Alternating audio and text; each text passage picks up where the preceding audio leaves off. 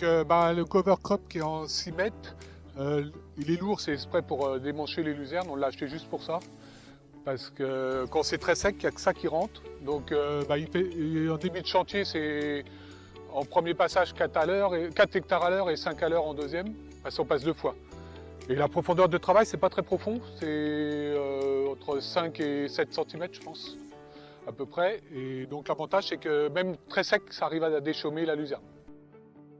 Donc dans la situation de l'essai de cette année, on a eu un régime hydrique qui était très défavorable. Donc on a dû, au préalable des différents tests d'outils de scalpage, passer deux coups de disque, d'outils à disque, qui malheureusement pour le Rumex peuvent avoir une contre-performance. C'est-à-dire que plutôt que de sortir avec un outil de scalpage des souches relativement longues d'une dizaine de centimètres, eh bien on risque de fractionner ces souches en petits morceaux, sachant que tous les méristèmes, tous les bourgeons axillaires qui sont sur le côté, eh bien, vont être en mesure de redémarrer et de redonner une plante. Ce qui signifie qu'on aura, par ce biais-là, multiplication du nombre de rumex par unité de surface.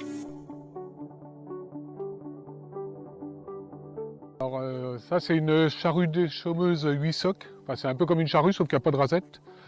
Et elle marche en 12 ou 14 pouces. Là, elle doit être en 14. Donc elle prend entre 2,50 m et 3 mètres de large selon comment on la met.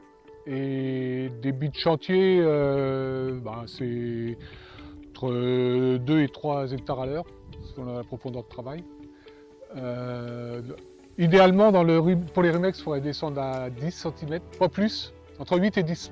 Ce serait ça l'idéal, faire un déchômage à 8 et 10. La limite de travail, c'est quand c'est trop sec comme là. Là, c'était un peu sec. À un moment, elle se met à prendre, puis après, elle ne reprend plus. Elle renifle. Donc, voilà. Donc, au niveau de la bande de travail de charrue déchaumeuse, vous voyez, on a un travail qui est relativement superficiel, malheureusement parce que la charrue n'a pas pu rentrer en raison de la sécheresse. D'une part liée à la culture précédente, c'est-à-dire la luzerne, qui a pompé énormément d'eau. Et par ailleurs, le fait qu'il a plu relativement peu durant l'année et surtout l'été. Donc on a une semelle relativement dure et difficilement cassable par les outils.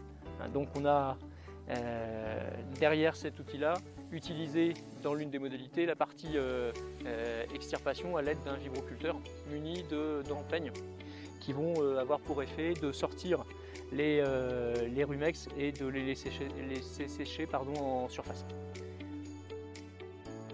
Donc ça, c'est l'Actisol de chez Agricem en 6 mètres. C'est un vibro avec des dents vibrantes. Le pas, il est de 21 des dents, si je me rappelle.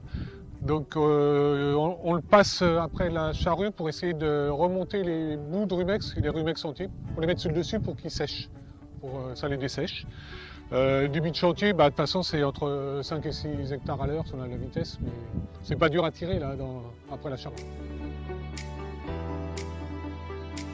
Ça, c'est un fissurateur de chez Actisol, en 11 dents, avec des socs hirondelles qui s'appellent dessus, qui recouvrent au moins de 5 ou 6 cm leur couvrement. Et donc, le but, c'est de travailler entre 8 et 10 cm de profondeur quand on peut, pour scalper et couper en dessous le collet, normalement, c'est ce qu'on dit pour faire crever les rumex. Largeur, c'est 3,20 m, donc en débit de chantier, 3,5 à l'heure, 3,5 à l'heure. La limite, c'est quand c'est trop sec, ça descend mal aussi.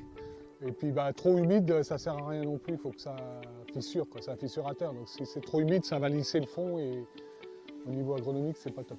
Voilà. Donc les outils de scalpage à privilégier, évidemment, ce sont des outils avec des ailettes qui vont permettre, bien évidemment sous réserve qu'il y ait un recouvrement de 100% de la surface, que 100% de la surface du sol soit travaillée, et bien de couper les souches à la profondeur désirée, c'est-à-dire autour de 10 cm.